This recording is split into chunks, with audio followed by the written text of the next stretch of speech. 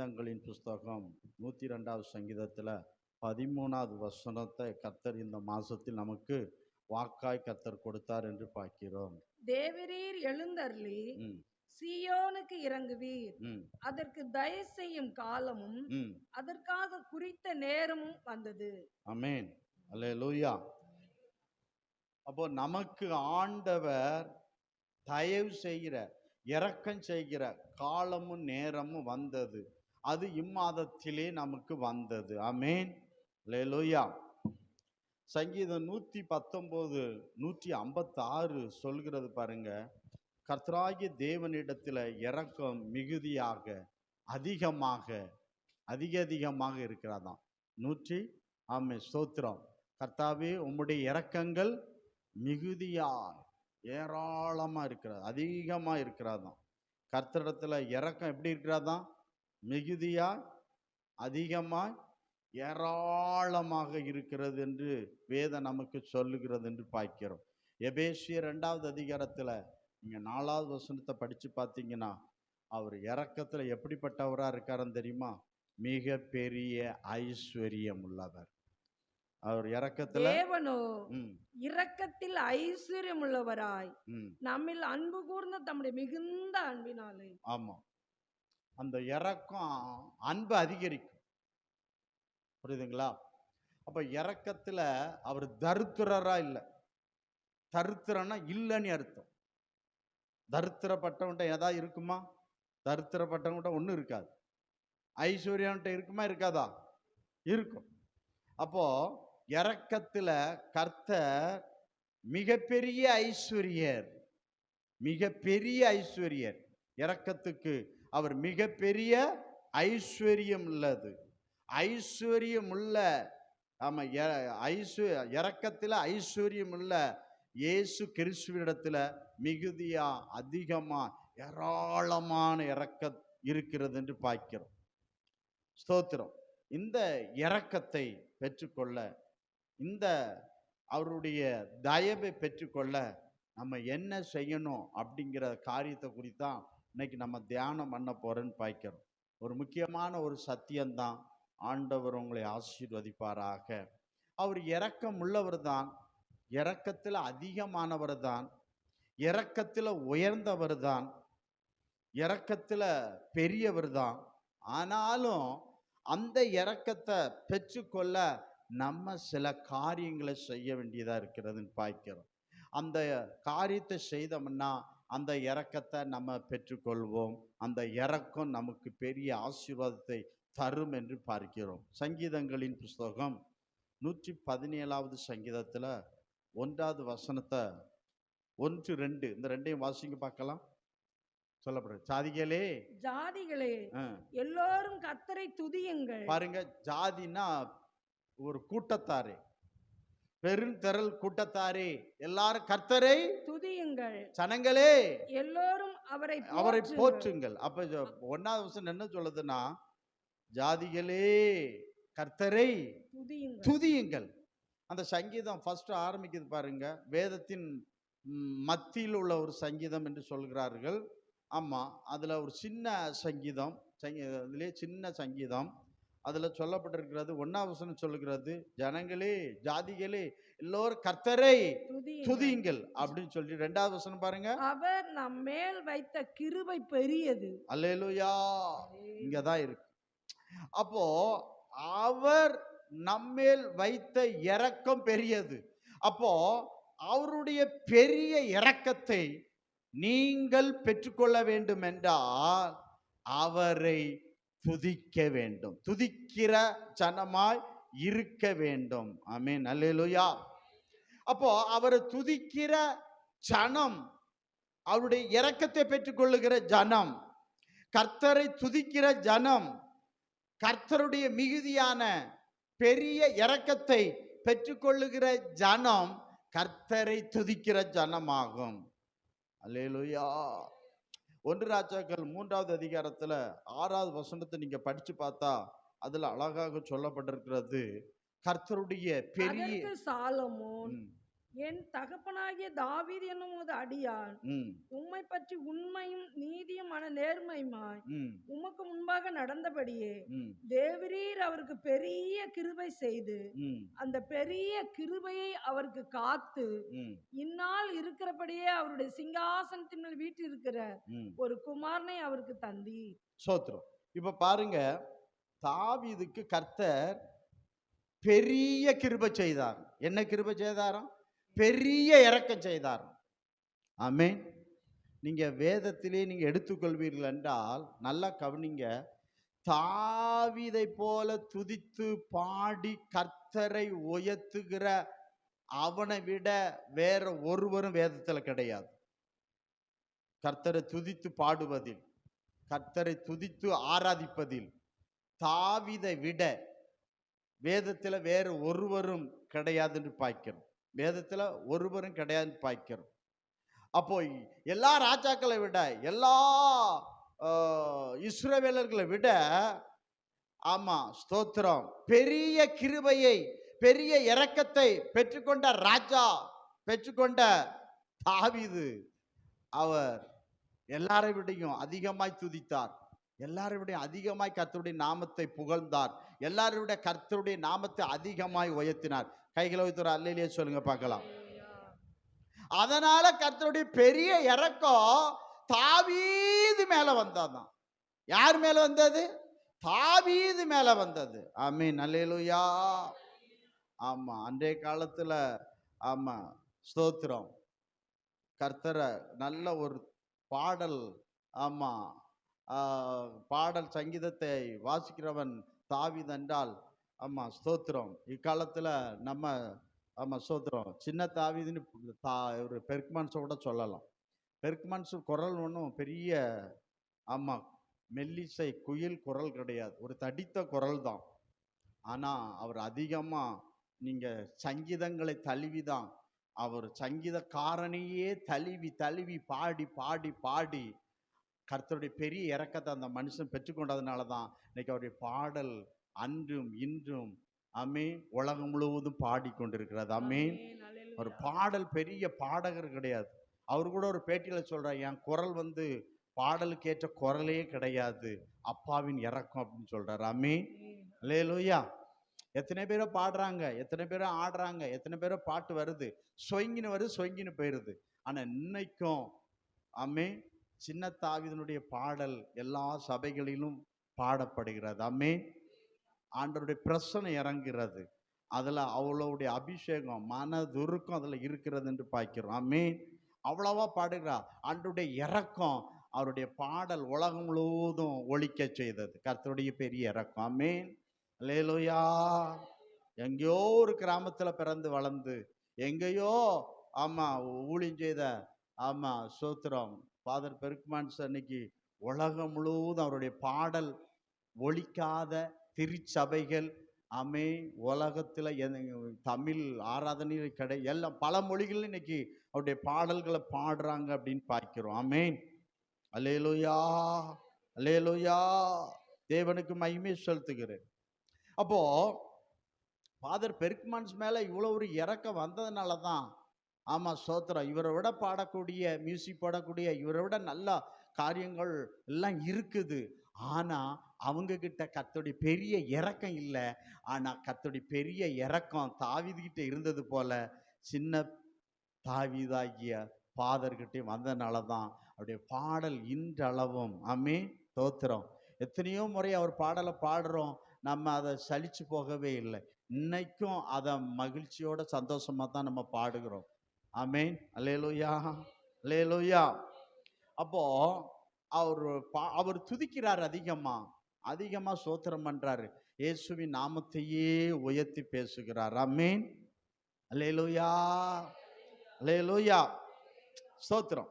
நீங்க பாருங்க, ஏன் ஆண்டவர் நாமத்தை இந்த துதிக்கணும் அப்படின்னா, சங்கீதங்களின் புஸ்தகம் 147:1 பாருங்க, வாசிக்கீங்களா? வாசித்தா அது நல்லதா இருக்குன்னு பார்க்கிறேன்.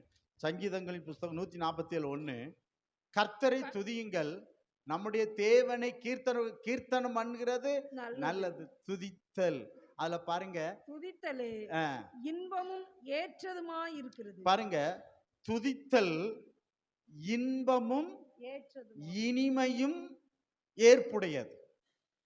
இன்னொரு மொழிபெயர்ப்புல போட்டிருக்குது, துதித்தல் இன்பம் இனிமையானது ஏற்புடையது, அப்படி போட்டிருக்கிறது. அப்போ இந்த துதி யாருக்குள்ள இருக்கிறதோ அவங்ககிட்ட என்ன இருக்கும் தெரியுமா? இன்பம் இருக்கும், இனிமையா பேசுவாங்க. கர்த்தர் அதை ஏற்றுக்கொள்வார் என்று பார்க்கிறோம். ஸ்தோத்திரம், அல்லேலூயா. அப்ப துதித்தலே இன்பம். எங்க இன்பம் இருக்குன்னா துதியில இன்பம் இருக்கிறது. அந்த இன்பத்தை அடைந்தவர்கள் அவங்களால் துதிக்காம இருக்க முடியாதுன்னு பார்க்கிறோம். 2 சாமுவேல் 23வது அதிகாரத்தில் 1ஆம் வசனத்தை படிச்சு பாருங்க, அழகா சொல்லப்பட்டிருக்கிறது. 2 சாமுவேல் 23:1 என்ன சொல்லுகிறது பாருங்க. தாவீதுடைய கடைசி வார்த்தைகள், மேன்மையாய் உயர்த்தப்பட்டு யாக்கோபுடைய தேவனால் அபிஷேகம் பெற்று இஸ்ரவேலின் சங்கீதங்களை இன்பமாய் பாடின தாவீது, இஸ்ரவேலின் குமாரனாகிய தாவீது எனும் புருஷன். அப்ப பாருங்க, இஸ்ரவேலின் சங்கீதங்களை இன்பமாய் பாடின தாவீது. இன்பமா சங்கீதத்தை அவன் எப்படி பாடினானா? இன்பமாய் பாடினான். எந்த சங்கீதம்? இஸ்ரவேலில் உள்ள சங்கீதத்தை எல்லாம் அவன் எப்படி பாடினானா? இன்பமாய் பாடினான். எப்படிமா பாடினான்? இன்பமாய் பாடினான். அல்லேலூயா. அப்போ துதித்தலே இன்பம், இன்பமும் இனிமையும் ஆனது, இன்பமானது. துதிப்பது ஒரு இன்பமானது, மகிழ்ச்சியானது, சந்தோஷமானது என்று பார்க்கிறோம். அதை அவன் சந்தோஷமாய் மகிழ்ச்சியா அவர் பாடினார் என்று சொல்லப்பட்டிருக்கிறது. யாக்கோப்பு 5:13 படிச்சு பாருங்க. ஒருவன் சந்தோஷமா இருந்தா சங்கீதம் பாடக்கடவன். யாக்கோப்பு எழுதுறாரு, ஒருத்தன் சந்தோஷமா இருந்தா என்ன பாடணுமா? சங்கீதம் பாடணும், சங்கீதம் பாடணுமா. அப்போ சங்கீதம் ஒருத்தன் பாடணும் அப்படின்னா அவனுக்கு என்ன வேணும்னா சந்தோஷம் வேணும், மகிழ்ச்சி வேணும், அவனுக்கு இன்பம் வேணும். அப்பந்தான் அவன் சங்கீதத்தை பாடுவான். சங்கீதங்களை பாடி அவன் மகிழ்ச்சி அடைவான் என்று பார்க்கிறோம், மகிழ்ச்சி அடைவான் என்று நாம் பார்க்கிறோம். அப்போ துதிப்பது, ஸ்தோத்திரம் பண்ணுவது, கர்த்தருடைய நாமத்தை புகழ்வது, கர்த்தருடைய நாமத்தை உயர்த்துவதற்கு துதி தேவை. அப்ப அந்த துதிக்கிற மனுஷன் இன்பம், ஆமா இன்பம் இருக்குன்னு பார்க்கிறோம். அதனாலதான் அதை அப்படி சொல்லுகிறான்னு பார்க்கிறோம். வெளிப்படுத்தின விசேஷத்துல 19:7 யோவான் என்ன சொல்றாரு பாருங்க. வெளிப்படுத்தின 19:7 பாருங்க. நாம் சந்தோஷப்பட்டு களி கூர்ந்து அவருக்கு துதி செலுத்த கடவோம். போதும் அப்படின்னு இருக்குங்க. நாம் சந்தோஷப்பட்டு களி கூர்ந்து அவருக்கு என்னத்தை செலுத்துவோம்? செலுத்த கடவோம். எப்படி? நாம் சந்தோஷப்பட்டு, இது பரலோகத்தில் நடக்கிறது பாருங்க. நாம் சந்தோஷப்பட்டு களி கூர்ந்து மகிழ்ந்து அவருக்கு துதி செலுத்த கடவோம், துதி செலுத்த கடவோம். அப்ப பாருங்க, அப்ப துதியில என்ன இருக்குன்னா சந்தோஷம், இன்பம், மகிழ்ச்சி எல்லாம் இருக்குன்னு பார்க்கிறோம். இப்ப இப்படி துதிச்சிட்டு இருக்காங்க பாத்தீங்களா? இவங்க கிட்ட தான் நீங்க பார்ப்பீங்கன்னா, கர்த்தருடைய ஆலயத்துக்கு போவோம் வாருங்கள் என்று சொன்ன போது அவர்களுக்கு என்ன வந்துச்சுதான்? மகிழ்ச்சி வந்துதான். சங்கீதம் 122:1 சொல்லப்பட்டிருக்கு. ஏன்னா அவங்க கர்த்தரை எப்பவும் துதிச்சுக்கிட்டே இருக்காங்க. அவங்க துதிச்சுட்டு இருக்கும்போது அவங்ககிட்ட சந்தோஷம் இருக்கு, மகிழ்ச்சி இருக்கு. ஆராதனையா அடுத்த வாரம் ஞாயிற்றுக்கிழமை எப்போ வருங்கிற ஏக்கம் அவங்களுக்கு இருக்கும், அந்த சந்தோஷம் அவங்களுக்கு இருக்கும். ஆலயத்துக்கு போனோம் அப்படின்னு சொன்ன உடனேயே அவங்களுக்கு மகிழ்ச்சி பொங்கும், சந்தோஷம் பொங்கும். முதல் ஆளா கர்த்தருடைய ஆலயத்துல வந்து உட்கார்ந்து கொள்வார்கள். ஆமென், அல்லேலூயா. அப்போ உடைய வாழ்க்கையில வந்து அதுதான் பார்க்கிறோம். சந்தோஷத்துக்கு துதி அப்படின்னு தான் வேதம் சொல்லுகிறேன்னு பார்க்கிறோம். தாவீது சந்தோஷமா சங்கீதத்தை பாடினான்.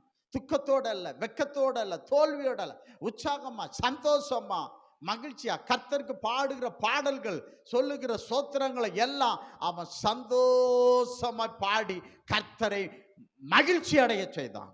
ஆமென். அது மாத்திரமல்ல, அவன் என்ன பண்ணானா பாருங்க. 1 நாளாகும் 23:5 ஆண்டவர் துதிப்பது கர்த்தருக்கு பிரியம் என்று அவன் கண்டு கொண்டபடினால துதி சேனையே ரெடி பண்ணிட்டான். ஒரு துதி சேனை கர்த்தருக்கு தேவை அப்படின்னு சொல்லி துதிப்பதற்கென்று 4000 பேரை அவன் நியமித்தானான் துதி செய்ய. எத்தனாயிரம் பேரு? 4000 பேர் அவன் என்ன செஞ்சானா வைத்திருந்தான். ஒரு துதி சேனையே அவன் ரெடி பண்ணி வச்சிருந்தான்னு பார்க்கிறாமே. அப்போ ஒரு துதி, நம்ம சபையில வருகிற எல்லாரும் துதி சேனையா மாறிடணும். துதி சேனையா மாறிட்டீங்கன்னா சந்தோஷம் மகிழ்ச்சி எல்லாருக்குள்ளேயும் வந்து விடுன்னு பார்க்கிறோம். தோத்திரம். ஒரு டீம், துதிக்கிற டீம் அது உருவாகி விடும் என்று பார்க்கிறோம். துதிக்கிற ஒரு டீம் உருவாகி விடும் என்று பார்க்கிறோம். அப்போ தோத்திரம். அப்போ சந்தோஷத்துல அவன் பாடுறான்னு பார்க்கிறோம். எப்படி பாடுறான்? சந்தோஷத்துல அவனுக்கு பாட்டு வருகிறன்னு பார்க்கிறோம். ஆமென். அல்லேலூயா, அல்லேலூயா. தோத்திரம். அப்படிதானே? அப்ப ஆலயம் உன்னாலே சந்தோஷம், பாடல் என்றாலே சந்தோஷம், துதி என்றாலே சந்தோஷம்.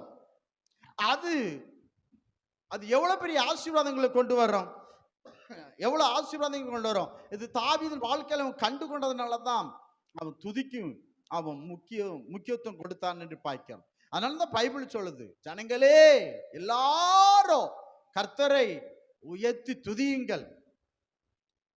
ஆமென். எல்லாரும் உயர்த்தி துதியுங்கள். ஆமென். நீங்க உயர்த்தி துதிக்க துதிக்க கர்த்தருடைய பெரிய இரக்கம் உங்கள் மேல் இருக்கும், உங்கள் மேல் இருக்கும் என்று சங்கீதக்காரன் எழுதி வச்சிருக்கான்னு பார்க்கிறோம். ஆமென். அல்லேலூயா. ஸ்தோத்திரம். இப்ப பாருங்க, என்ன பைபிள் எடுக்கிற பொழுது துதிக்க முக்கிய காரணம் என்னன்னா, சங்கீதங்களின் புஸ்தகம் 18வது சங்கீதத்துல 3வது வசனத்தை நம்ம வாசிக்கலாமா? ஸ்தோத்திரம். சங்கீதங்களின் புஸ்தகம் 18வது சங்கீதத்துல 3வது. பாத்திரராகிய கர்த்தரை நோக்கி கூப்பிடுவேன், அதனால் என் சத்துருக்களுக்கு நீங்களாக்கி ரட்சிக்கப்படுவேன். பாருங்க, துதிக்கு பாத்திரர், துதிக்கு பாத்திரர், துதிக்கு பாத்திரர், துதியை பெற்றுக்கொள்ள பாத்திரர் என்று வெளிப்படுத்தல் 4:11 சொல்லுகிறது. துதிக்கு பாத்திரர், துதியை பெற்றுக்கொள்ள அவர் பாத்திரரா இருக்கிறார். துதி கர்த்தருக்குரியது. துதி யாருக்குரியது? கர்த்தருக்குரியதுன்னு பார்க்கிறோம். துதி கர்த்தருக்குரியது. நீங்க என்னும் பார்க்க 1 நாளாகும் 16:25, சங்கீதங்களின் புஸ்தகம் 48:1 இந்த 2 வசனத்தை வாசிங்க. வாசித்தா தான் நமக்கு அது சொல்ல முடியும். போடுங்க பார்க்கலாம். 1 நாளாகும் 16:25. கர்த்தர் பெரியவரும், கர்த்தர் பெரியவரும் மிகவும் துதிக்கப்படத்தக்கவருமாய் இருக்கிறார். பாருங்க, கர்த்தர் எப்படிப்பட்டவராமா? பெரியவர். பெரியவர். நான் துதிக்கிற கர்த்தர் பெரியவர். ஆமென். ஆமென். அவர் துதிக்கப்பட தக்கவராய் இருக்கிறார், தக்கவராய் இருக்கிறார். எல்லா தேவர்களிலும் பயப்படத்தக்கவர் அவரே. அவரே. 48:1 சங்கீதம் 41 பாருங்க, அதுல எப்படி சொல்லப்பட்டிருக்கு பாருங்க. 48:1. கர்த்தர் பெரியவர், கர்த்தர் பெரியவர், அவர் தமது தேவனுடைய நகரத்திலும் தமது பரிசுத்த பர்வதத்திலும் மிகவும் துதிக்கப்படத்தக்கவர். பாருங்க, மிகவும் துதிக்கப்பட தக்கவர். பரிசுத்த ஸ்தலத்தில், பரிசுத்த ஸ்தலத்தில் அவர் மிகவும் துதிக்கப்பட தக்கவர்.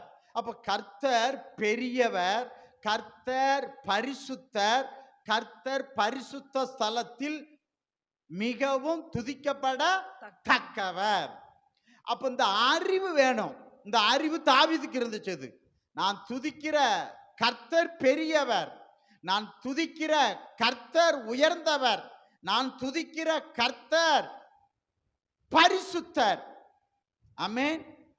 நான் துதிக்கிற துதி கர்த்தருக்குரியது, பெரியவருக்குரியது அப்படின்னு சொல்றேன். அப்ப துதிக்கு பாத்திரர், துதிக்கு பாத்திரர், துதியை பெற்றுக்கொள்ள பாத்திரர். அவர் எப்படிப்பட்டவர்னா, அவர் பெரியவர், அவர் உயர்ந்தவர், துதியை பெற்றுக்கொள்ள தகுதியுள்ளவர், துதியை பெற்றுக்கொள்ள தகுதியுள்ளவர். அப்போ இந்த துதிக்கிற ஆளு, இப்போ துதி அந்த கர்த்தர் எப்படி சொல்லப்பட்டிருக்கு அப்படின்னா, அவர் பெரியவர், உயர்ந்தவர், அவர் பரிசுத்தம் உள்ளவர், அவர் பரிசுத்த ஸ்தலத்தில் வாசம் பண்ணுகிறவர், அவர் பரிசுத்தம் உள்ளவர், பரிசுத்த ஸ்தலத்தில் வாசம் பண்ணுகிறவர், அவர் துதிக்கு தகுதி உள்ளவர் என்று பார்க்கிறோம். அதனாலதான் சங்கீதம் 22:3 படிச்சு பாருங்க, அழகாக எழுதப்பட்டிருக்கிற சங்கீதம் 22வது சங்கீதத்தில் 3வது வசனம் பாருங்க. அயலானுக்கு சமாதானம் வாழ்த்துதலை சொல்லி, இஸ்ரவேலின் துதிகளுக்குள் வாசமாயிருக்கிற தேவரீர் பரிசுத்தர். யாருடைய துதிகளுக்குள்ள வாசமாய் வாழ்கிறாராம்? வாசமா இருக்காருன்னா வாழ்கிறார், ஜீவிக்கிறார், ஆமே, சஞ்சரிக்கிறான்னு பார்க்கிறோம். இஸ்ரவேலின் துதிகளுக்குள் ஆமே வாசம் பண்ணுகிற வாழுகிற தேவரீர் நீர் பரிசுத்தர். ஆமென். அவர் பரிசுத்தர். அவர் எப்படிப்பட்டவர்? பரிசுத்தர்.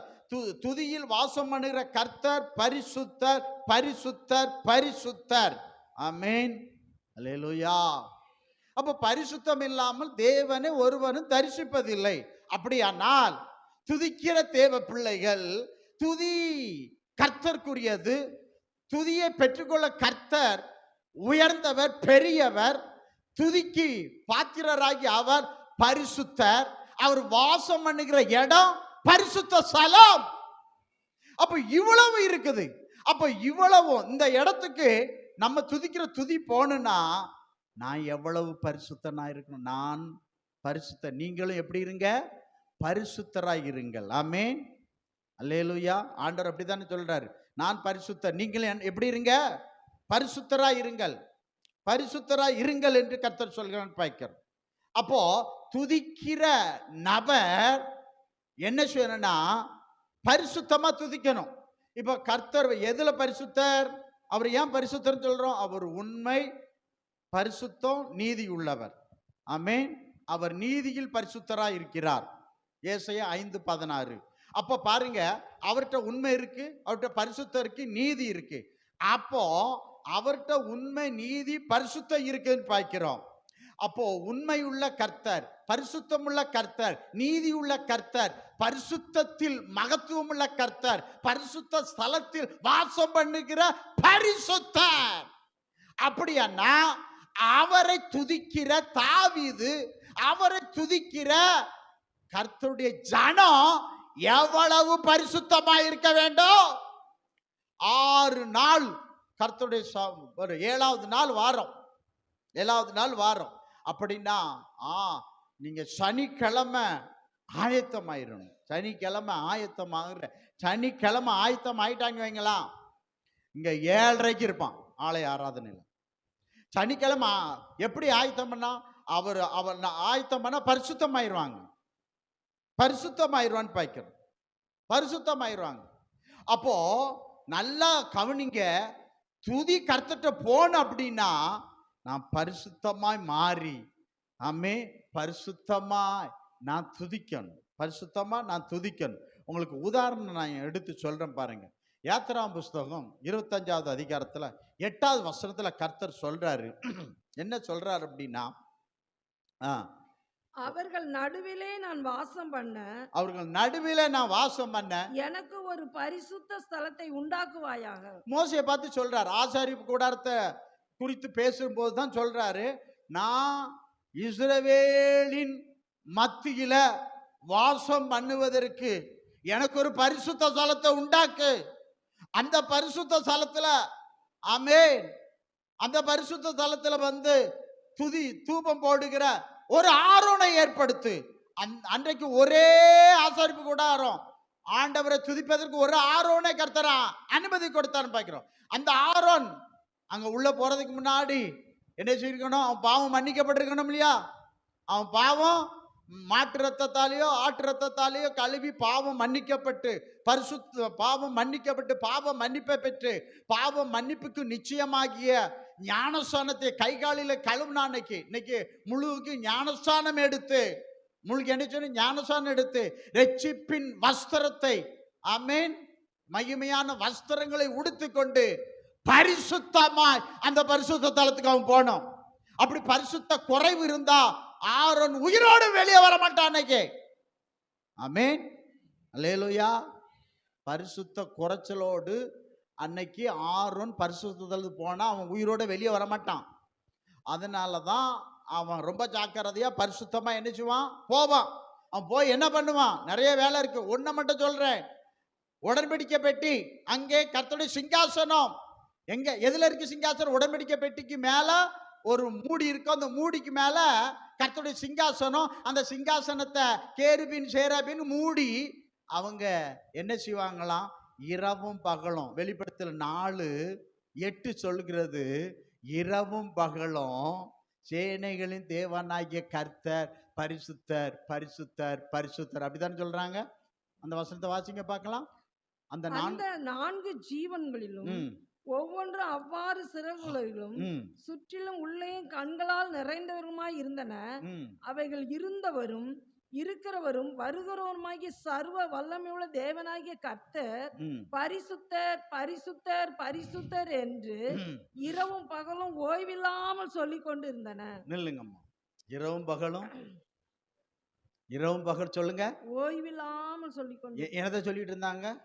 கர்த்தர் பரிசுத்தர் துதிச்சிட்டு இருந்தாங்க. இரவும் பகலும் ஓய்வு இல்லாம என்ன பண்ணாங்க, துதிச்சிட்டாங்க. பரிசுத்தர் பரிசுத்தர். அப்போ அந்த சேராபீன்களா அசுத்த சேராபீன்களா? பரலோகம் பரிசுத்தம் உள்ளது, அப்படிதானே? பரிசுத்தம் நிறைஞ்ச இடம், அங்க எல்லாத்துலயும் பரிசுத்தம் இருக்கும். பரிசுத்தம் இல்லாம ஒண்ணு அங்க போக முடியாதுன்னு பாய்க்கிறோம். அப்போ துதியை பெற்றுக்கொள்கிற கர்த்தர் பரிசுத்தர். அந்த துதிக்கிற சேராபீன்கள் பரிசுத்தமுள்ள சேராபீன்கள், பரிசுத்தமுள்ள சேராபீன்கள். பரிசுத்தத்தோட அது எப்படி அது அது என்னும் பாருங்க. 2 சிறக மூடி, காலை மூடி, முகத்தை மூடி, 2 சிறகால பறந்துகிட்டு அது சொல்லுது பரிசுத்தர் பரிசுத்தர் பரிசுத்தர் அப்படின்னு சொல்லி. ஆமேன். இரவும் பகல் என்ன செய்கிறது, அங்க கர்த்தருக்கு துதியை சொல்லிக்கொண்டே இருக்குது என்று பார்க்கிறோம். அப்போ ஆரோன்னு என்ன பண்ணுவார்னா, அவர் காலையிலேயே போவார். போய் என்ன பண்ணுவார்னா, தூவ பீடத்துல அக்னி இருக்கும். அந்த அக்னியில தூபத்தை போடுவார். தூபமாகிய துதி. இந்த துதி என்ன பண்ணுன்னா, காலையிலிருந்து சாயங்காலம் வரைக்கும் சிங்காசனத்துல இருக்கிற, ஆமே, உடன்படிக்கை பெட்டிக்கு மேல சிங்காசனத்துல கர்த்தர் இருக்கிறாரு. இந்த தூப பீடத்திலிருந்து தூபமாகிய துதி அது கர்த்தர் அங்க போய்கிட்டே இருக்கும். காலையில போயிட்டு வந்துடுவார். அப்புறம் அது எவ்வளவு நேரம் இருக்கும்? காலையில போட்டா சாயங்காலம் வரைக்கும், காலையில போட்டா சாயங்காலம் வரைக்கும். திரும்ப சாயங்காலம் போவாரா, போக மாட்டாரா? அவர் காலையும் சாயங்காலம் போவார். சாயங்காலம் போய் என்ன பண்ணுவாரு, தூபம் போடுவார். அது மறுநாள் காலை வரைக்கும். அப்ப காலையில தூபம், சாயங்காலம் தூபம். ஆமே. அப்ப இரவும் பகலும் அங்க என்ன போடப்படுகிறது, தூபமாகிய துதி கர்த்தருக்கு சென்று கொண்டே இருக்கிறது. இஸ்ரவேலர் எல்லாருடைய சார்பா தான் ஒரு ஆரோன் அங்கே போய் கர்த்தருக்கு துதியை செலுத்தினான். ஆமென். தூபமாகிய துதியை செலுத்தினான், இரவும் பகலும் செலுத்தினான். பரலோகத்திலும் இரவும் பகலும் கர்த்தருக்கு துதி செலுத்தப்பட்டு கொண்டே இருக்கிறது. ஆமென். இரவும் பகலும் கர்த்தருக்கு என்ன செலுத்தப்பட்டு கொண்டு இருக்கிறது, துதி செலுத்தப்பட்டு கொண்டே இருக்கிறது என்று நாம் பார்க்கின்றோம். ஆமென். அல்லேலூயா, ஸ்தோத்திரம். ஆமென். அல்லேலூயா. அப்ப இரவும் பகலும் துதி, அப்ப இடைவிடாத துதி. அப்போ துதிக்கு இடைவெளி இல்லை.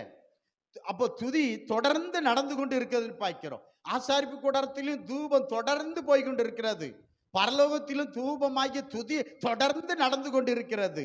அப்ப துதி என்ன செஞ்சிருவது, நிறுத்திவிடக்கூடாது, துதிப்பதை நிறுத்தக்கூடாது, தொடர்ந்து துதிக்க வேண்டும் என்பதை இந்த வார்த்தைக்கு நமக்கு என்ன செய்யறது, சுட்டி காட்டுகிறது என்று நாம் பார்க்கின்றோம். ஆமென். அல்லேலூயா, அல்லேலூயா. அப்ப பாருங்க, ஒரு காரியத்தை நம்ம புரிந்து கொள்ள வேண்டும். ஆண்டவர் அன்னைக்கு எழுத்தின்படி அப்படி இருந்து பார்க்கிறோம். இன்னைக்கு கர்த்தர் யாரை ஆலயமாய் தெரிந்து கொண்டார் அப்படின்றா, நல்லா கவனிங்க.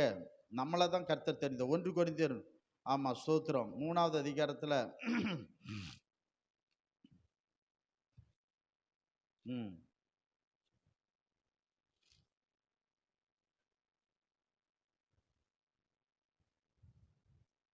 1 கொரிந்தியர் 3வது அதிகாரத்துல 16, 17 வாசிங்க பார்க்கலாம். நீங்கள் தேவனுடைய ஆலயமாய் இருக்கிறீர்கள் என்றும் ஆ, தேவனுடைய ஆவி உங்களில் வாசமாய் இருக்கிறார் என்றும் அறியாதிருக்கிறீர்களா?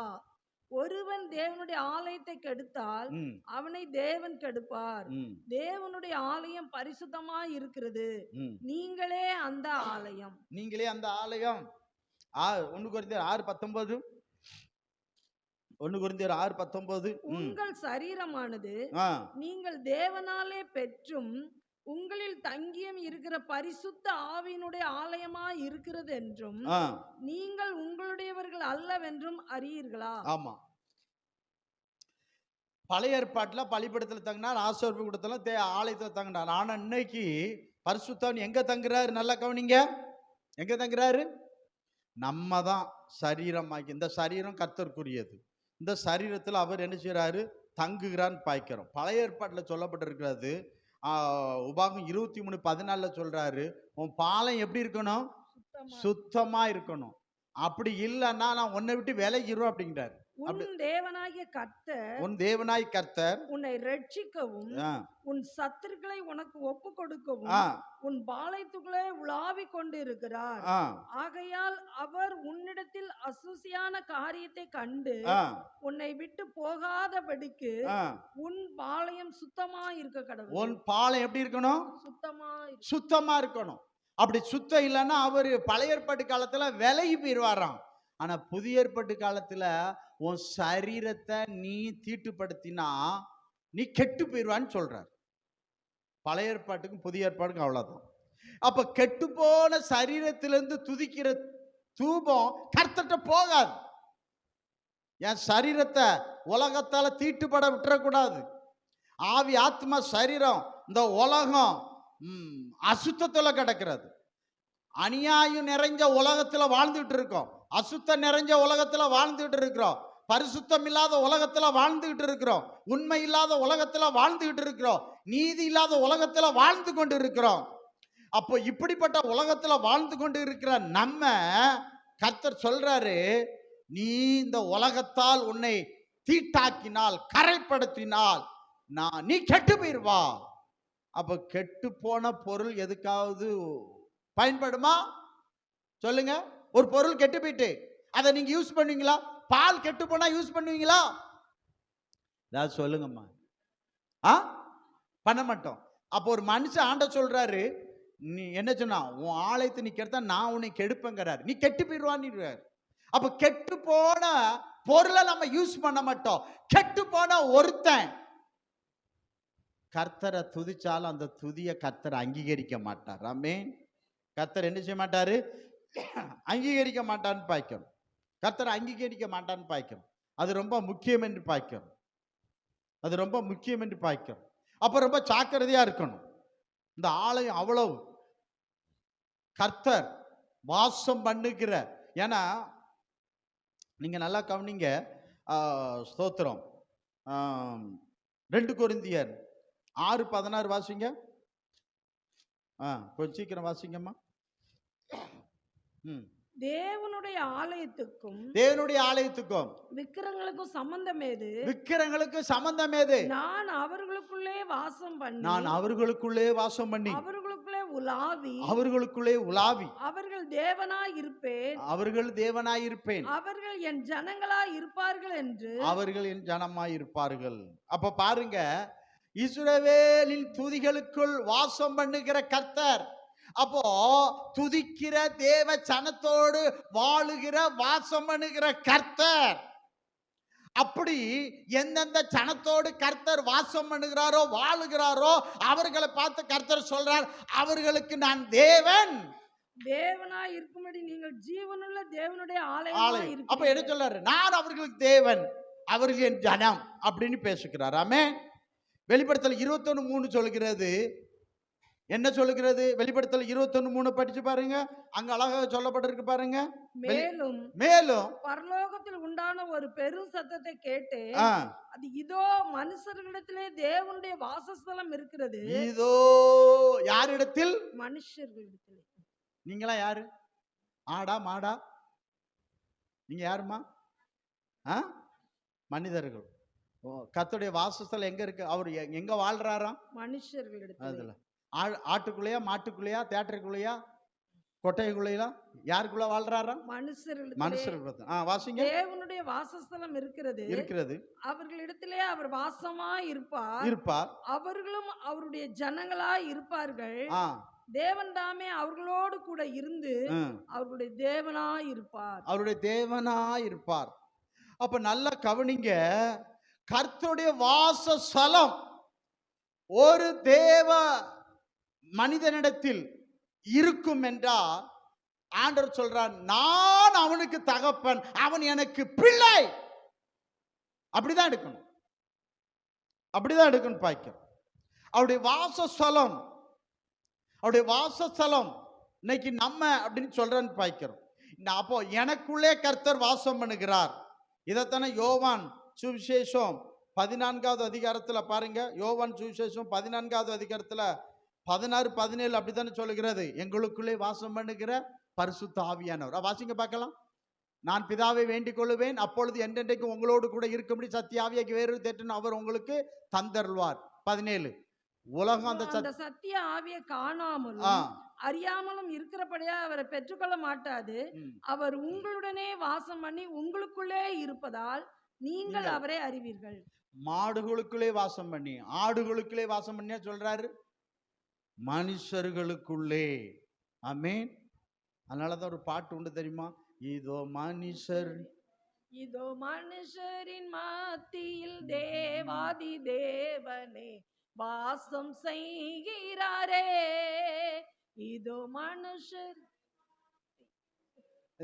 இதோ ஆடு மாடு மத்தியில் வாசம். அப்படியா இருக்குது மனுஷர்கள்?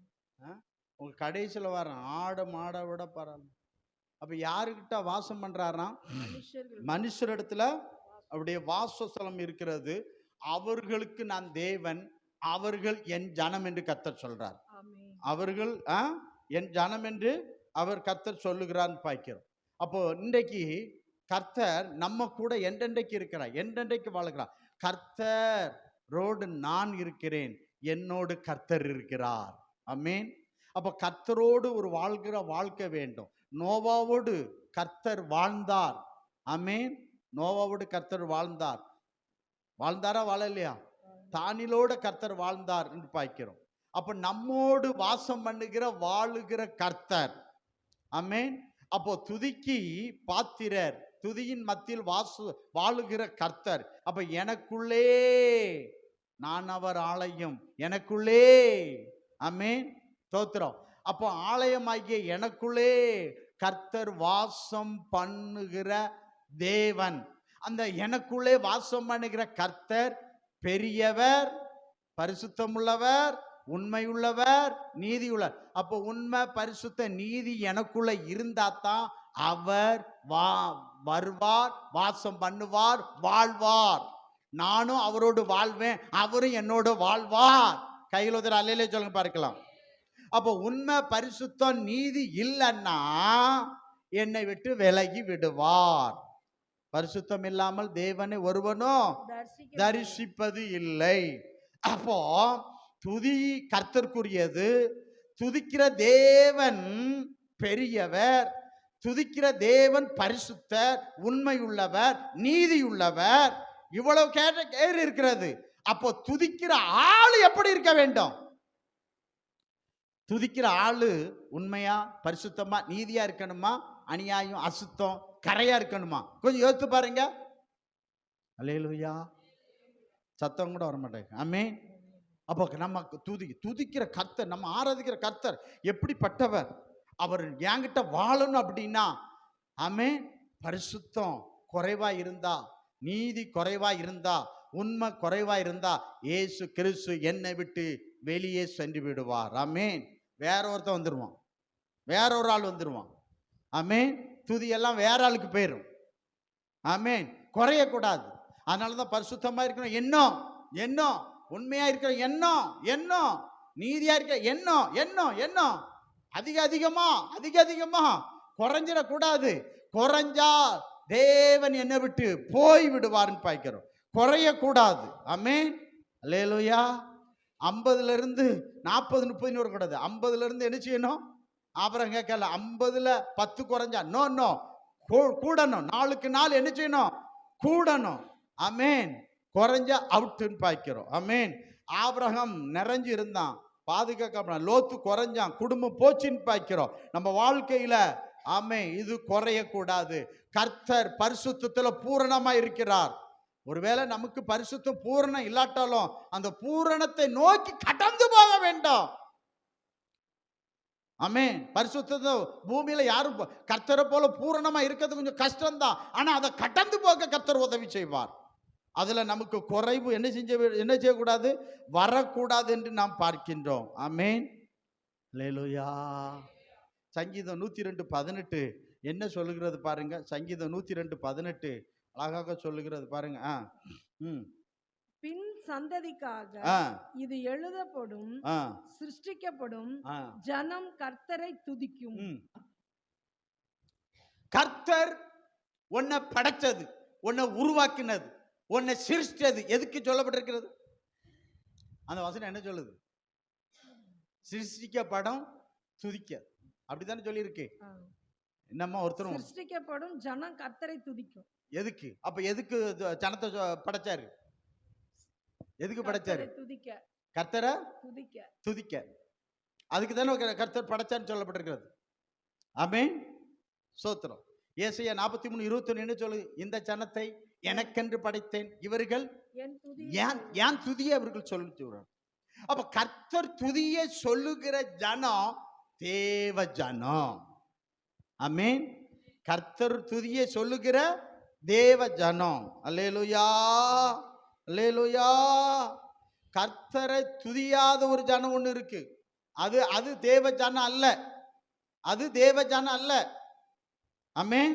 ஸ்தோத்திரம். சங்கீதம் 115:17 மரித்தவர்களும் மௌனத்தில் இருக்கிறவர்களும் கர்த்தரை துதியார்கள். மரித்தவர்னா யாரு? செத்தவன். செத்தவன் பேசுவானா? துதிப்பானா? துதிக்க மாட்டான். மௌனத்தில் இருக்கிறவன் மௌனம்னா நான் பேசவே மாட்டேன்னு இருப்பான். மௌனசாமி. 2 பேரும் என்ன செய்ய மாட்டாங்க? கர்த்தரை துதிக்க மாட்டாங்கன்னு சொல்லப்பட்டிருக்கிறது. இதுதான் சங்கீதம் 88:10 சொல்லப்பட்டிருக்கு. பாய்க்கிறோம். பாதாளம் உம்மை துதிக்காது. அப்போ யாரு துதிக்கலையோ, துதிக்காத ஜனம் பாதாளம் போகும். அல்லேலூயா. துதிக்கிற ஜனம் பரலோகம் போகும். ஏன்னா பரலோகத்துல இரவும் பகலும் என்ன நடந்துகிட்டு இருக்குது? துதி நடந்துகிட்டு இருக்கிறது. நரகத்துல என்ன நடந்துகிட்டு இருக்கிறது? பற்கடிப்பு, அழுகை. ஆமென். ஐயோ பசிக்குது, தாகமா இருக்குது, அது அங்க நடக்குது. ஆமென். அப்ப துதிக்கிற ஜனத்துக்கும் துதிக்காத ஜனத்துக்கும் உள்ள வித்தியாசத்தை பைபிள் அழகாக சொல்லி கொடுக்கிறதுன்னு பார்க்கிறோம். ஆமென். நீ துதிக்கிற ஜனமா இருந்தா தேவ ஜனம், துதிக்கிற ஜனம் பரலோகம் போகும். ஆமென். பரலோகமே உம்மை துதிப்பதால் கர்த்தாவின் நீர் அங்கே வாழ்கிறீர். அப்ப துதிக்கிற ஜனம் துதிக்கிற கர்த்தரிடத்துல போயிரும். துதிக்காத மௌனமா இருக்கிற மௌனிச்சிகள் எங்க போவாங்கன்னா நரகம் போவார்கள். ஏசாயா 38:18 சொல்கிறது, பாதாளத்துல துதி இல்லை என்று சொல்லப்பட்டிருக்கிறது, பரலோகத்துல துதி இருக்குன்னு சொல்லப்பட்டிருக்கிறது. ஆகவே துதிக்கிற ஜனம், இந்த ஜனத்தை நான் எனக்கென்று ஏற்படுத்தினேன், ஏன் துதியை சொல்லி வரும்படி. ஆமென். நான் உங்களை படைச்சது, உங்களை உருவாக்கினது, உங்களை சிருஷ்டித்தது என்னை துதிப்பதற்காகவே, அதற்காகவே உங்களை ஏற்படுத்தினேன். ஆனா நீங்களோ துதிப்பதும் இல்லை, ஆராதிப்பதும் இல்லை, கர்த்தரை மகிமைப்படுத்துவதும் இல்லை என்று கர்த்தர் உங்க கிரியே ஆண்டவர் பார்க்கிறான்னு பார்க்கிறோம். கர்த்தர் பார்க்கிறார். துதிக்கிறானா என்கிட்ட வந்துரு. உனக்கு துதிக்க முடியலையா நரகத்து போயிரு. கையில் ஒருத்தர் அல்லையில சொல்லுங்க பார்க்கலாம். சத்தமா சொல்லுங்க. தீர்ப்பு நான் இல்லை, அதிலே இருக்கிறது, அதிலே இருக்குன்னு பார்க்கிறோம். கர்த்தருக்கு மகிமை செலுத்துகிறேன். ஆமென். அல்லேலூயா, அல்லேலூயா. துதிக்க நீங்க நம்ம துதிக்கும் போது என்ன நடக்கும் தெரியுமா? ஆமென். அடைக்கப்பட்ட வாசல்கள் திறக்கும். நீ துதிச்சு பாரு. ஆமென். அல்லேலூயா. யோசுவா 6வது அதிகாரத்துல ஒன்று சேர்ந்து துதிச்சாங்க, தடை உடைஞ்சது, வாசல் திறந்தது. உன் வாழ்க்கையில் அடைக்கப்பட்ட அநேக வாசல்கள் ஏன் இன்னைக்கு திறக்காம இருக்குன்னா துதி அது கேட்ட இல்லை பார்க்கிறோம். அவங்க துதிச்சாங்க, போய் அந்த மதில் சொருவி உடைக்கல. நீ துதி, கர்த்தர் தடையை உடைப்பார். நீ துதி, அடைக்கப்பட்ட வாசலை கர்த்தர் திறப்பார். திறந்த வாசல் உனக்கு முன்பாக வைப்பார். துதி. ஆண்டவர் துதிச்சா போதுங்க. ஆண்டவர் என்ன செஞ்சோம்? துதிச்சா போதுன்னு பாட சொல்றாரு. ஆமா, 2 நாளாக 7:10 என் நாமம் தரிக்கப்பட்ட என் ஜனம் என்னை நோக்கி கூப்பிட்டால், ஆமே, ஆண்டவர் சொல்றாரு, என் கண்கள் உன்னை பார்க்கும், என் காது உன் செபத்தை கேட்க திறந்து இருக்குன்னு சொல்றாரு. துதிக்கிற ஜனத்தை பார்த்து தான் சொல்றாரு. ஏன் ஜனம், ஏன் ஜனம் துதிக்குது, ஏன் ஜனம் ஜெபிக்குது, ஏன் ஜனம் ஜெபிக்கிற துதிய ஜெபத்தை விண்ணப்பத்தை கேட்க என் காது திறந்திருக்கிறது. ஆமென். அல்லேலூயா, அல்லேலூயா. ஆமா, ஸ்தோத்திரம்.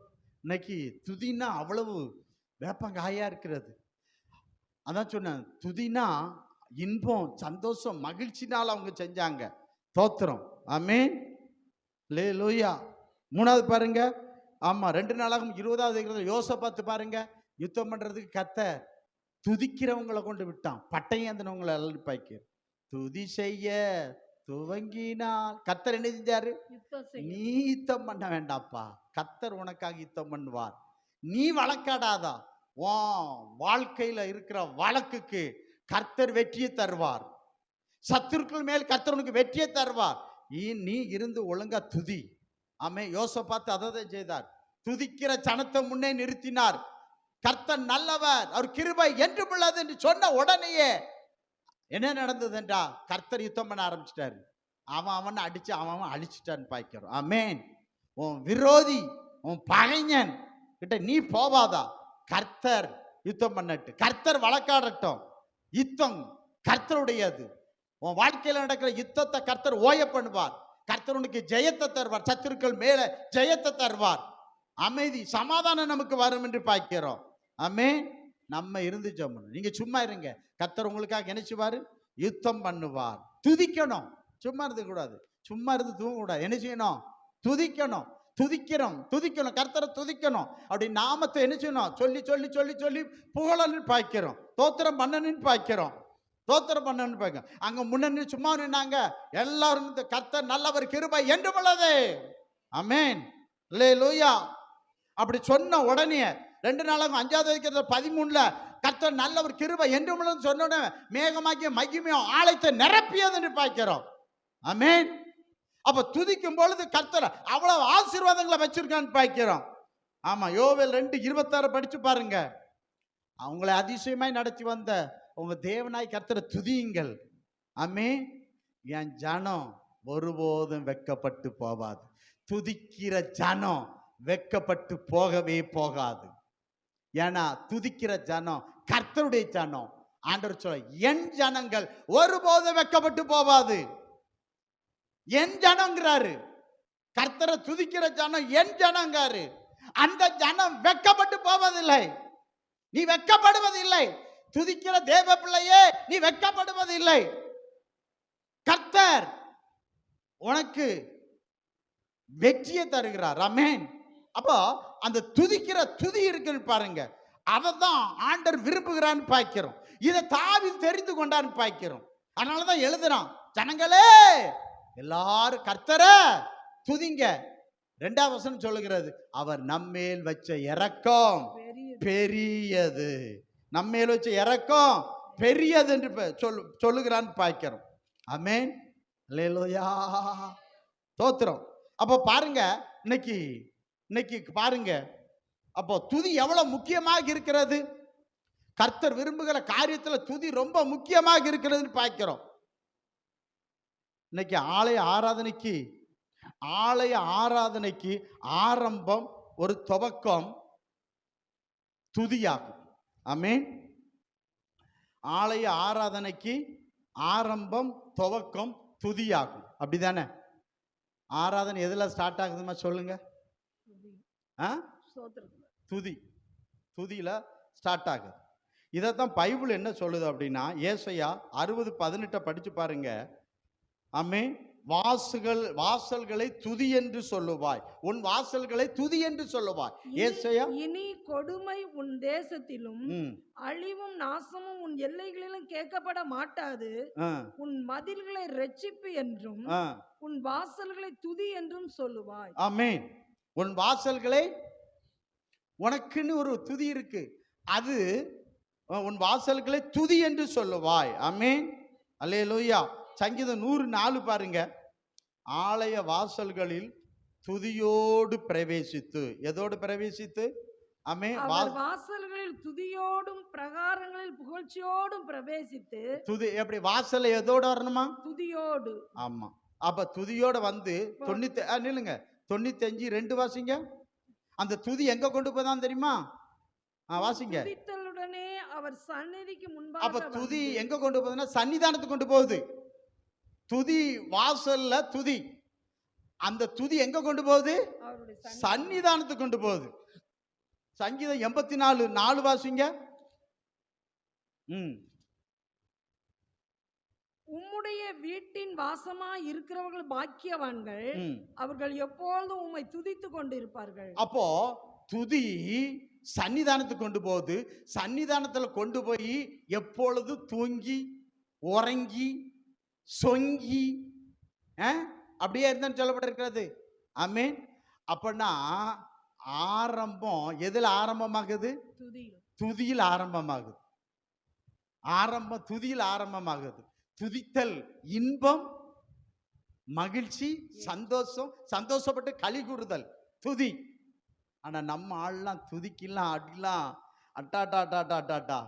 நான் இந்த பிரசங்கத்தை பார்க்கும்போது, மற்ற சபை நான் சொல்ல மாட்டேன், இந்த பிரசங்கத்தை எடுத்துட்டு இருக்கும்போதே கர்த்தர்ட்ட கேட்டேன், கர்த்தாவே உம்முடைய கிருபையினால நான் வந்துடுறேன், ஆனா சபைக்கு வர்ற மக்கள் உம்மை துதி என்கிற வாசனை இல்லாதவர்களா இருக்காங்க.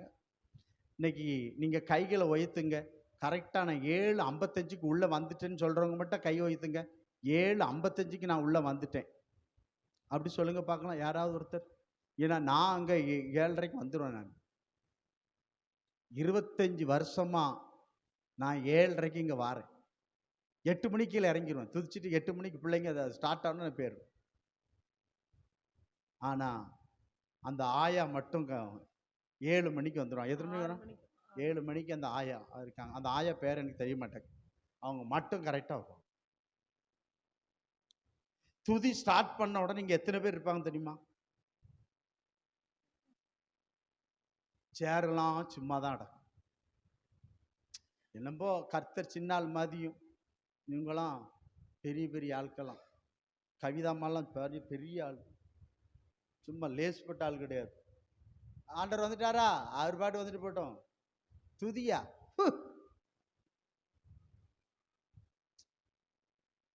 வேதனையோட தான் அந்த பிரசங்கத்தை தயார் பண்ண. எனக்கு இந்த பிரசங்கத்தை பண்ண கூட விருப்பம் கிடையாது. நான் சொல்றேன், ஏன்னா இன்னைக்கு நடைமுறையில் இல்லை. இந்த சனத்தை எதுக்கு படைச்சாராம்? துதிக்க படைச்சாராம். துதிக்குன்னு தெரிஞ்சுக்கிட்டாராம். ஒரு ஆலய ஆராதனைக்கு ஆரம்பம் துவக்கம் என்னது? துதி. அந்த துதி எங்க கொண்டு போகுது? உன்னை சன்னிதானத்துக்கு கொண்டு போகுது. சன்னிதானத்தை எப்போது துதிச்சுக்கிட்டு இருக்கும்போது தேவ மகிமையில கொண்டு போயிடும். ஒண்ணுதான், நீ எப்போது அங்கிருந்து துதிக்கும் போது மகிமையை காண்பாய், மகிமையில் நிறைவாய். இப்போ அப்ப துதியில ஸ்டார்ட் பண்ணி மகிமை உன்னை நிரப்போம். அப்படிதானே இருக்கிறது. அவர்கள் துதித்த போது ஆலயத்தை மகிமையினால் என்ன செஞ்சது? நிரப்பின பாய்க்கிறோம். அப்போ நம்ம துதிக்கும் வர்றது கிடையாது, அப்படி சமூகத்துக்கும் வர்றது இல்ல. வந்தா கூட கொஞ்சம் துதிங்கலாம், பாட்டு படிங்கலாம், எம்மா கொஞ்சம் பாட்டு கொஞ்சம் எலும்புங்களாம். எலும்ப முடியாது, கொஞ்சம் ஓட முடியாது. என்னையா பண்ணுவா? நான் நான் எப்போ வருவேன், எப்போ போவேன்யா? நீ என்ன கேட்கறது? நான் கேட்க மாட்டேயா. உன்னை படைச்சவர் ஒருத்தர் இருக்கார் பத்தியா, அவருக்கு கணக்கு கொடுத்துக்கோ. நீ எப்பனாலும் வா, நான் கேட்க மாட்டேன். ஏன்னா கேட்டு கேட்டு நொந்து நூலாய் போயிட்டேன். நான் கேட்டு கேட்டு நொந்து நூலாயிட்டேன். அதனால நான் கேட்க மாட்டேன். நீ எப்பனாலும் வா. நீ துதிக்கிற ஜனமா இருந்தா பரலோகம் போவா. அம்மே, அப்படிதான் பைபிள் இருக்குது. ஏசாயா 38:18 போடுமா. போடு. சத்தியத்தை சொல்லியிருந்தேன், அது உங்க விருப்பம். 25 வருஷமா அதைத்தான் சொல்லிட்டு இருக்கிறேன். அதனால நிறைய இழந்திருக்கேன். பரவாயில்ல, தோத்திரம். 38 பாதாளம் உண்மை துதியாது. அப்ப துதிக்காதவன் எங்க போவான்? பாதாளம் உம்மை துதிக்காது, மரணம் உம்மை போற்றாது. பாவத்தின் சம்பளம் மரணம். மரணம். அப்ப யாரு துதிக்க மாட்டா? பாவத்தில் இருக்கிறவங்க துதிக்க மாட்டாங்க. என்னனாலும் பண்ணி என்னைய பாருயா, பூகம்பம் வந்தாலும் என்னை அசைக்க முடியாதியா, பூமி அதிர்ச்சி வந்தாலும் நான் துதிக்க மாட்டேன், ஆராதிக்க மாட்டேன். என்னையா பண்ணுவா? பூமி அதிர்ச்சியே நான் ஜெயித்தாலு என்னை துதிக்க வைக்கலாமா? இங்க இருந்து சொல்றவங்க கொஞ்சம் துதிங்களாம், கொஞ்சம் பாடுங்களாம், கொஞ்சம் ஆராதனை செய்யுங்களாம். அப்படியே இமயமலை கூட தோத்துரும். என்ன மலை தோத்துரும்? இமயமலை தோத்துரும். அப்படி இருக்கக்கூடாது. ஆமென். அல்லேலூயா. சத்தமா சொல்லுங்க. சத்தியத்தை சொல்றேன், கை கொள்ளுங்க, அவ்வளவுதான். நான் துதி எவ்வளவு முக்கியம் தெரியுமா? அந்த துதி, அந்த வாசல் ஆரம்பம். ஆமென். சோத்திரம். பரலோகத்துக்கு வாசலே துதி தான். ஆமென். ஆண்டவர் சொல்றாரு, இவங்க துதிக்காட்டா கல்லு துதிக்குங்க. பாலகர் நாவில துதியை உண்டு பண்ணிட்டேன்னு சொல்றாரு. ஆமென். தோத்திரம். அல்லேலூயா. தோத்திரம். அப்ப பாருங்க, நீங்க துதிக்காட்டா துதிக்கிற 800 கூட்டத்தை கர்த்தர் எழுப்புவார். ஐசக் பாண்டியன் துதிக்காவிட்டால் 800 ஐசக் பாண்டியன் கர்த்தர் எழுப்புவார். துதிக்கிற ஐசக் பாண்டியன் கர்த்தர் எழுப்புவார். நான் தான் ஆசீர்வாதத்தை இழந்து போயிடுன்னு பார்க்கிறேன். அப்ப துதினா என்ன? அதை நான் ஏற்கனவே சொல்லிட்டேன். பரிசுத்தம், உண்மை, நீதி, துதிக்கிறான் அந்த லெவல்ல இருக்கணும். அப்படி ஆயத்தமாகி அந்த துதி தான் வாசல வரும்போது எப்படி வரணும்? மகிழ்ச்சியோட வரணும். என்ன வரணும்? துதி, மகிழ்ச்சி. அப்படிதானே? துதித்தல், துதித்தலே இன்பமும் இனிமையும் ஏற்புடையது. ஆமென். துதித்தல். துதியில ஒருத்தன் சந்தோஷமா இருந்தா என்ன பாடணும்? சங்கீதம் பாடணும். சந்தோஷப்பட்டு களி கூர்ந்து துதி செலுத்துன்னு சொல்லப்பட்டிருக்கு. அப்ப துதிக்கணும் என்ன வேணும்? சந்தோஷம் வேணும். அப்ப நான் ஒண்ணு கண்டுபிடிச்சேன், ஏன் இவங்க துதிக்கு வர மாட்டாங்கன்னா இவங்கிட்ட என்ன இல்ல? சந்தோஷம். நல்ல வாய் திறந்து சொல்லுங்க. துதிக்கு வராத எனக்கு சந்தோஷம் இல்ல. சொல்லுங்க பார்க்கலாம். இன்னும் ஒருத்தரும் சொல்ல மாட்டேங்க. அட பாவியா, இப்படியா பாஸ்டர் சொல்றது?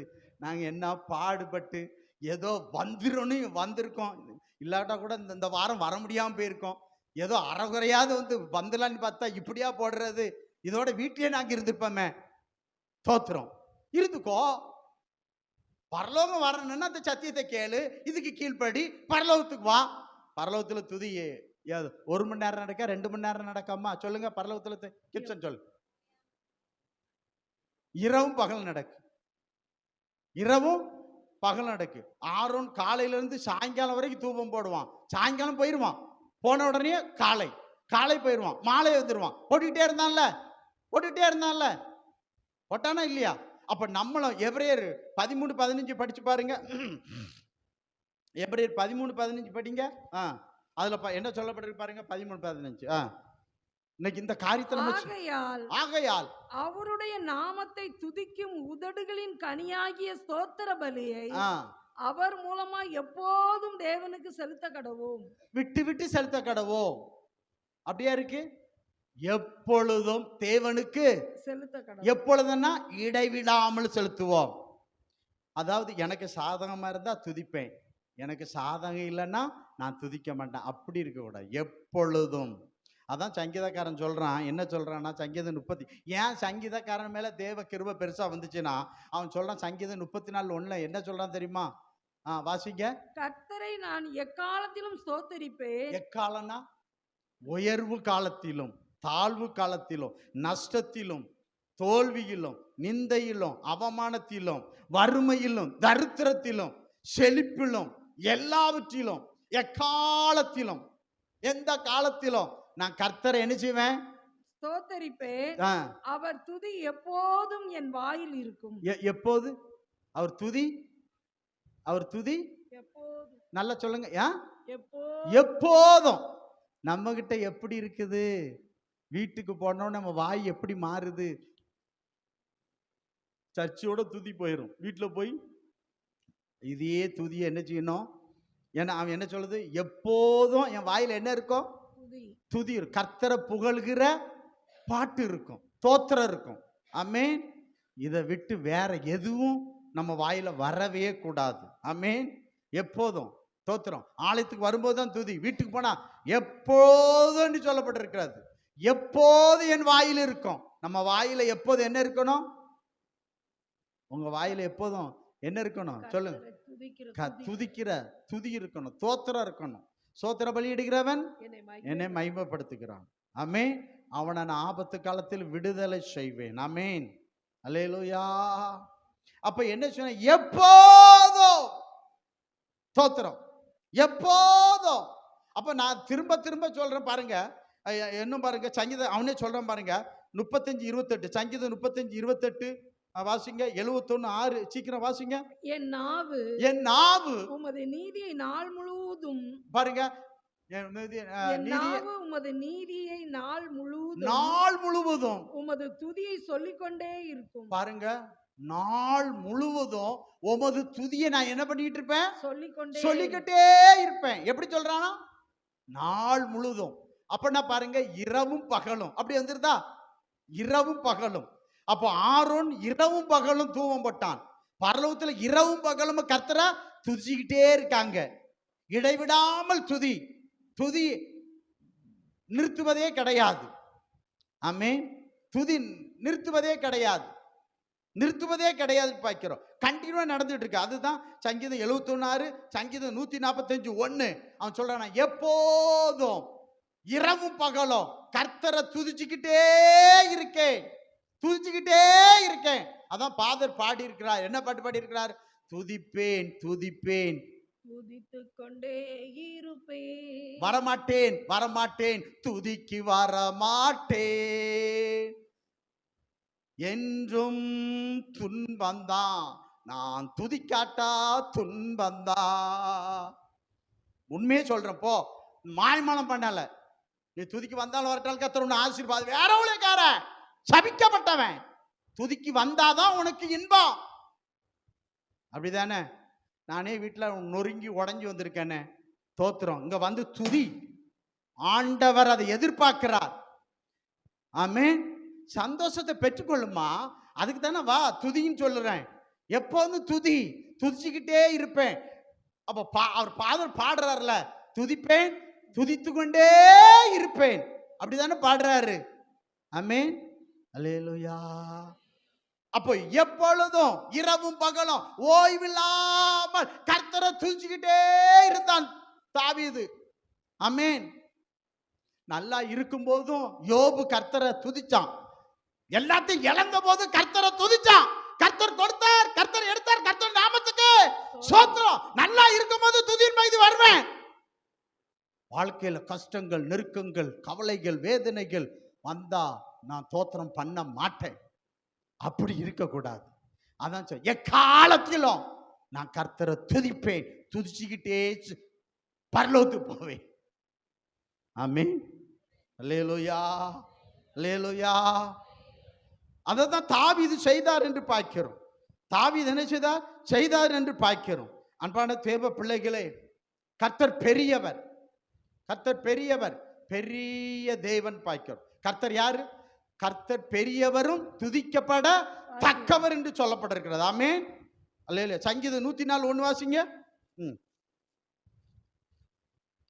என் ஆத்துமாவே கர்த்தரை ஸ்தோத்திரி, என் தேவனாகிய கர்த்தாவே நீர் மிகவும் பெரியவராய் இருக்கிறீர், மகிமையும் மகத்துவத்தையும் அணிந்து கொண்டு இருக்கிறீர். ஆமா, நீர் மிகவும் பெரியவர். அல்லேலூயா. தாவீது சொல்றான் 86:13 சங்கீதம் 86:13 சொல்றான், கர்த்தர் என் மேல வச்ச கிருபை பெரியதுங்கிறான். கர்த்தர் என் மேல வச்ச கிருபை, நீர் எனக்கு பாராட்டின உமது கிருபை பெரியது. ஏன் தெரியுமா? அவன் அவ்வளவா கர்த்தரை துதிச்சான்.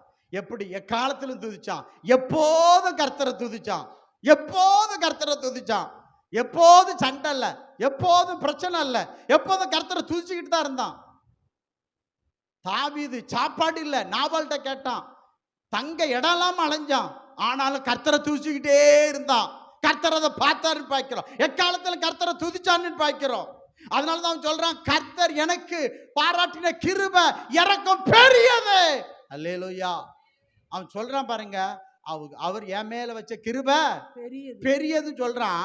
சொல்லிட்டு எவ்வளவு பெரியதுன்னு சொல்றான் தெரியுமா? நீங்க சங்கீதம் 103:11 வாசிங்க. அந்த கிருபை, அந்த இரக்கம் எவ்வளவு பெரியதுன்னு எழுதப்பட்டிருக்கு பாருங்க. தோத்திரம்.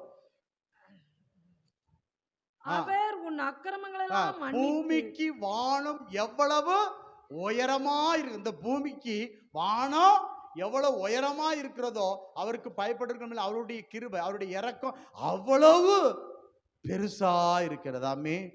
அவர் மிகுதியான இரக்கத்தை, இரக்கத்தில் நிறைந்தவர். ஆமென். இரக்கத்தில் நிறைந்தவர். அவருடைய இரக்கம் தாவீது மேல பெரிதா இருந்தான். அது எவ்வளவு பெரிய இரக்கமா தெரியுமா? பூமிக்கு வானத்துக்கும் எவ்வளவு உயரமோ அவ்வளவு பெரிய இரக்கத்தை கர்த்தர் தாவீது மேல வைத்தார். ஆமென். அவன் சொல்றான், சங்கீதம் 18:35, உமது காருண்யம், உமது இரக்கம் என்னை பெரியவனாய் மாற்றியது. ஆமென். அல்லேலூயா. அவர் நம்ம மேல் வைத்த இரக்கம் பெரியது. அவருடைய இரக்கம் என்னை பெரியவனாய் மாற்றியது. ஆமா, எங்க வீட்டுல நான் எல்லாரிலும் சிறியவன். ஆமென். அவனை எங்க அனுப்புனாங்க? ஆடு மேய்க்க அனுப்புனாங்கன்னு தான் சொல்லப்பட்டிருக்கிறது. 1 சாமுவேல் 17ஆவது அதிகாரத்துல 20ஆம் வசனம், ஆடு மேய்ச்சிக்கிட்டு இருந்தான்னு பாய்க்கிறோம். 1 சாமுவேல் 16, 11, 12ல ஆடு மேய்க்கிறவனை அழைச்சிட்டு வர சொல்றாரு சாமின்னு பாய்க்கிறோம். ஆமென். ஸ்தோத்திரம். அல்லேலூயா. சாமுவேல் அந்த பட்டணத்தில் 1 சாமுவேல் 9:6 அந்த பட்டணத்தில் பெரிய ஆளு, அந்த பெரிய ஆளை கூப்பிடுறாரு, இங்க வா. ஒருத்தன் ஆடு மேய்ச்சிட்டு இருக்கான். யார் தெரியுமா? தாவீது. அவனை போய் பெரிய ஆளா நீ அபிஷேகம் பண்ணு, ராஜாவை அபிஷேகம் பண்ணுன்னு சொல்லி அந்த பெரிய ஆளை தாவீது வீட்டுக்கு அனுப்புறாரு. ஆமென். அல்லேலூயா. யார் வீட்டுக்கு அனுப்புறாரு? தாவீது. தாவீது வீட்டுக்கு தேடி போறது யாரு? இப்ப தேடி போற ஆளு பெரிய ஆளா, தாவீது பெரிய ஆளா? இன்னும் ஒண்ணும் தெரியல. கர்த்தர் யார போ சொல்றாரு? போ அந்த பட்டணத்துல சாமுவேல் பெரிய ஆள், பெரிய ஆளு, போய் அவனை அபிஷேகம் பண்ணு. ஆமென். அல்லேலூயா. அதான் ஆண்டவர் சொல்றாரு பாருங்க, ஆடுகளுக்கு பின்னே நடந்த அந்த வசனத்தை வாசிங்க. அது எங்க இருக்குன்னு தெரியல. 2 சாமுவேல் 7ஆவது அதிகாரத்து 8, 9 வாசிங்க.